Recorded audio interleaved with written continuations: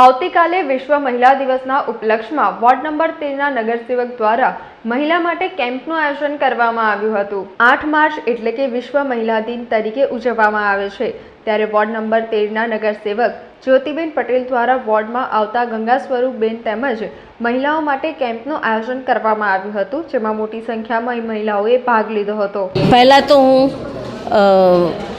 મોદી સાહેબનો ખૂબ ખૂબ આભાર વ્યક્ત કરીશ ને ખૂબ ખૂબ અભિનંદન આપીશ, કારણ કે જે મહિલાઓ માટે જે બાળક જન્મતું નથી અને ત્યારથી એમને ચિંતા કરી છે, તો જ્યારે ગંગા સ્વરૂપ એટલે કે વિધવા થાય છે બેન અને સિનિયર સિટીઝન થાય છે ત્યાં સુધીની એમને ચિંતા કરી છે, ત્યારે આવતીકાલે જે વિશ્વ મહિલા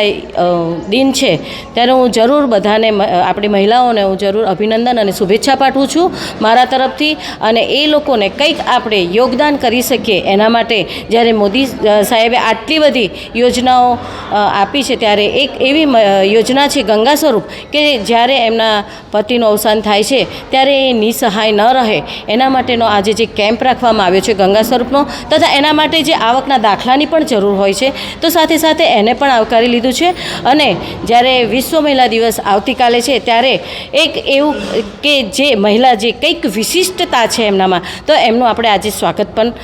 કરવાના છે, એ પ્રોગ્રામ કરવામાં આવ્યો છે। તો હું આપના દ્વારા દરેક મહિલાઓને શુભેચ્છા પાઠવું છું ને અભિનંદન આપું છું। સમાચારોના સતત અપડેટ મેળવવા માટે લોકમત ન્યૂઝને યુટ્યુબ ઉપર સબસ્ક્રાઇબ કરો, બેલ આઇકોન દબાવો અને અમારી સાથે જોડાયેલ રહો ફેસબુક, ઇન્સ્ટાગ્રામ અને ટ્વિટર ઉપર।